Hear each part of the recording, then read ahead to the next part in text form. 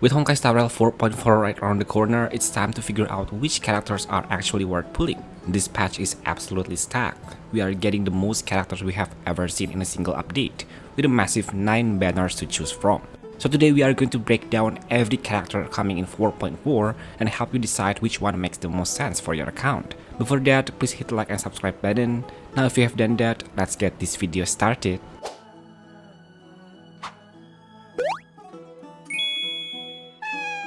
The first character I want to talk about is Himeko Nova. In my opinion, she's either the best or the second best pull of the entire update when it comes to overall value.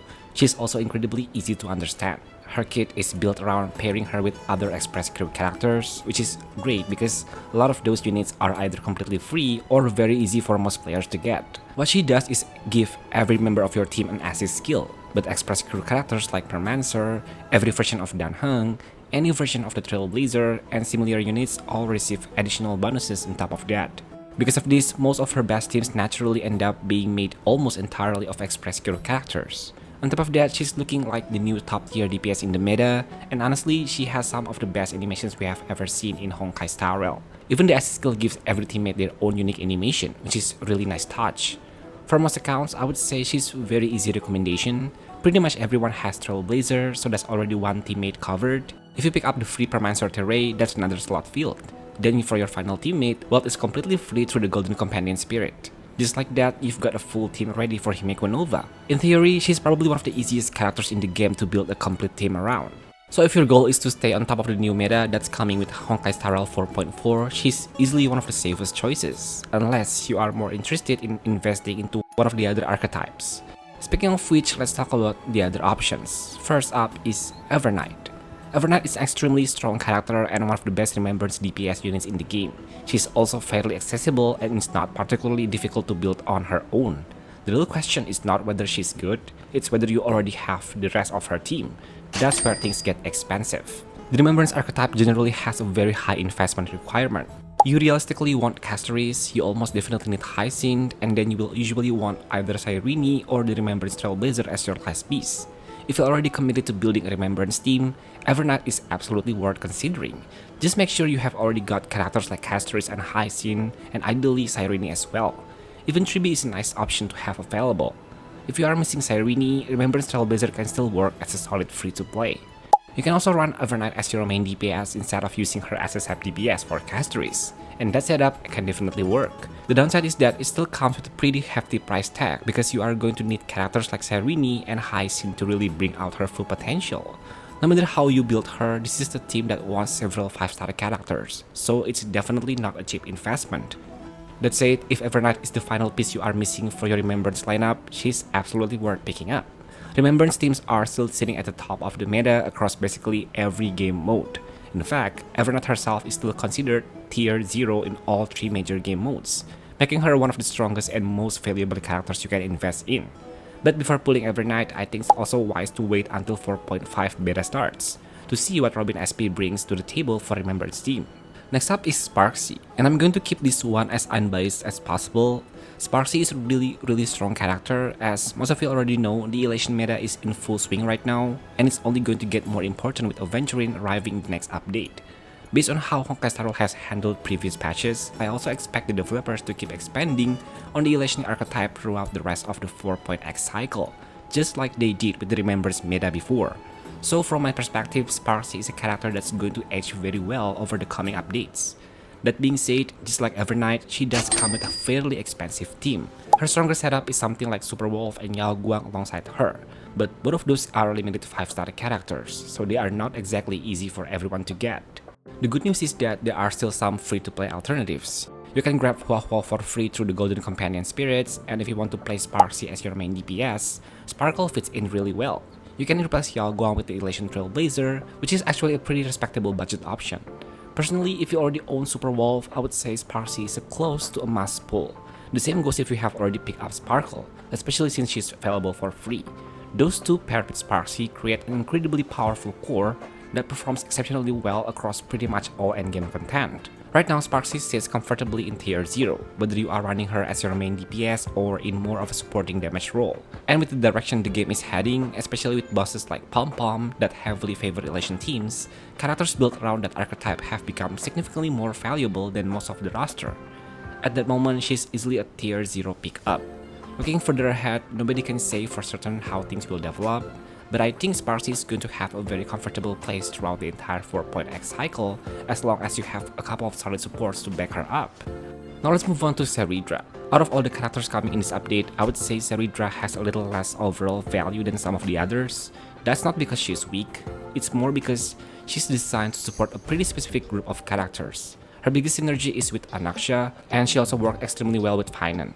What really makes CERYDRA unique is her signature mechanic. She can essentially let another character use their skill twice, which is a really interesting ability. It's definitely one of the most creative support mechanics in Honkai Star Rail. The problem is that, at least right now, there just are not that many characters who fully take advantage of it. The two biggest winners are ANAXA and Finan, just like I mentioned earlier. Another character that benefits quite a bit, especially after the recent buff, is Sayla, so she has some synergy there as well. Outside of those characters, though, her value starts to drop. She does not really fit into the new elation meta since most elation characters rely heavily on basic attacks instead of skills. She also does not contribute much to break teams either. Overall, she's a solid support, but I think she's outclassed by several of the other premium supports in the game. Personally, I would rank Sparkle and Tribi above her. Yaoguang, CERYDRA, and a handful of other supports are also arguably stronger in most situations. With so many incredible banners in this update, the only situation where I would seriously consider pulling CERYDRA is if I were already committed to building either a Finan team or a full ANAXA setup. Since we are already talking about ANAXA, let's move on to him. ANAXA is still a very strong unit. Even though he slipped a little compared to where he used to be, most current tier lists place him somewhere around tier 0.5 to tier 1.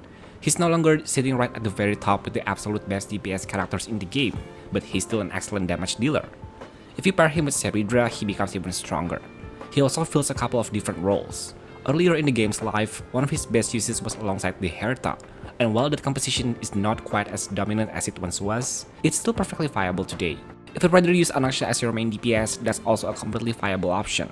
For that build, you will generally want CERYDRA on the team, with CERYDRA being one of your strongest support choices. Tribi can also work, although I would probably only recommend that if you have her E1. Sparkle is another solid option. Sunday works as well, and there are plenty of other supports that can fill the remaining slot. That said, if you are trying to optimize him, CERYDRA and CERYDRA are definitely the two supports you should be aiming for. Overall, ANAXA feels more like a DPS that's slowly declining rather than one that's gaining value the way SPARXIE or Himeko Nova seem to be. You can already see that happening with his sub-DPS role alongside the Herta. As that particular archetype becomes more niche, ANAXA naturally loses a bit his relevance too. He's still absolutely playable and he's still a very strong character. It's just that when you compare him directly to characters like SPARXIE or EVERNIGHT, that's where he starts to lose a little bit of his overall build value. Even so, if you are interested in his playstyle or already have the pieces to build his best teams, he's definitely still a character worth picking up. And then we have a sustain and dispatch run, AVENTURINE and Permanent Sortie Ray. Starting with Permanent Sortie Ray, there honestly is not a whole lot to say. Most players should already have him because he was given out for free earlier during the 3.x updates. So if you have been playing for a while, chances are he's already sitting on your account. Because of that, I don't really think there's much reason to pull another copy of him, especially with how many incredible banners are packed into this update.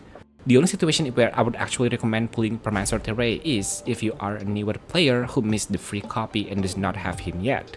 If that's the case, he should immediately jump near the top of your priority list. He's arguably the best sustain in the entire game, and at worst, he's still one of the top 2 or 3. He fits into almost every major team archetype. The reality is, there just are not that many elite sustain characters in Honkai Star Rail. Permancer, Huohuo, and Hyacinth are pretty much in a league of their own when it comes to keeping your team alive. So if you are missing one of those top tier sustain options, Permancer is absolutely worth picking up. Now let's talk about AVENTURINE. If I'm looking at where he stands in the current meta, I would say he started to fall off a little. Most recent tier lists have him sitting around tier 1 across the board, which puts him alongside characters like Fushuan and Gallagher. That's still a respectable spot to be in, but it's definitely not the same level he used to occupy. To be clear, he's still a good character, he does exactly what he's designed to do. He works well in dot teams, he can slot into elation teams, and he can even be used alongside Finan if you need him. Those are not always his strongest pairings, but they are perfectly playable. He's also still very good in follow-up tech teams where he's always had solid synergy. The issue is that Permancer Terrain simply does most of those jobs better, and that's really where Aventurine loses a lot of its pool value. If you already own Permancer Terrain, there's just not much incentive to spend pools on Aventurine because in most situations, Permancer ends up being the stronger sustain. The one scenario where I do think Aventurine becomes a worthwhile pickup is if you are preparing for content that requires 3 separate teams. In those situations, having 3 reliable sustain characters suddenly becomes really important, and not everyone has that luxury. So if you already have Permancer Terrain and 1 other strong sustain but you are still missing a reliable option for your 3rd team, Aventurine can definitely fill that role. Outside of that specific situation, I would probably rank him as the lowest value pool in the entire 4.4 update. Okay, now let's finish things off by talking about the final 2 characters in this update, the Fate COLLAB units that will be available on 24th of July. These 2 have very different pool values, so let's break them one by one. We'll start with Rin. Unlike Archer, she's not the free COLLAB character, so if you want her, you will actually have to spend your pools. From everything we have seen so far, she looks incredibly strong. One thing I really like is that the team they showcase for her is actually very free-to-play friendly. Archer is free, Sparkle was available for free, and Hua can be obtained through the Golden Companion. So in theory, you can build her entire recommended team without having to spend extra summons beyond getting Rin Tosaka herself. On top of that, everyone is getting a free Archer during this update, which makes her even more appealing. You are essentially getting both her and her best teammate while only needing to spend pulls on one of them. That's a huge advantage, especially for players trying to build strong teams without investing in a bunch of different 5 stars. She also just looks ridiculously powerful and seems poised to become one of the new top tier DPS characters. That said, I do think there's always a bit of uncertainty whenever we get these Fate collaboration units. Their long-term value can be hard to predict because they don't always age the way people expect. Take the last collab for example, Archer, who everyone got for free, actually ended up outperforming Saber, even though Saber was the premium character. I don't think history is going to repeat itself this time though. Right now, everything points toward Rin Tosaka being noticeably stronger than Gilgamesh. If you already picked up Sparkle when she was free, Rin Tosaka becomes even easier recommendation. The same goes if you already own Archer from a previous event, or if you are planning to claim the free copy during this update. Those pieces increase her value quite a bit. One thing that's really important to mention though is that she actually has skill point recovery built into her kit, but only when she's paired with Archer. Whenever Archer uses his skill, Rin Tosaka performs a follow-up attack that restores 4 skill points for the team. Because of that interaction, Sparkle is not quite as mandatory as she might seem at first, since Rin Tosaka can generate some of her own skill point economy. The catch that this mechanic depends on having Archer alongside her, so if you are planning to pull Rin Tosaka, I would say getting Archer is almost mandatory. They really want to be played together. Without him, she loses a noticeable amount of her value, but if you have both of them, she looks like a fantastic investment. But I will make a separate video about Rin later next week to see if she's really worth your pulls. Now let's move on to Gilgamesh. He's probably the more controversial of the 2 collab characters. Based on what we have seen during the livestream and from the general community, he looks like a solid character. But when you compare him to the other DPS units arriving in this patch, he does not seem nearly as impressive. A lot of people also believe he's going to depend heavily on being paired with Saber. If you don't have Saber, many players are already calling him an easy skip. Honestly, I tend to agree. So if you don't already own Archer, I would almost always recommend picking him over Gilgamesh. That said, most long-time players probably already have Archer by now. If that's your situation, then Gilgamesh naturally becomes the better free selection.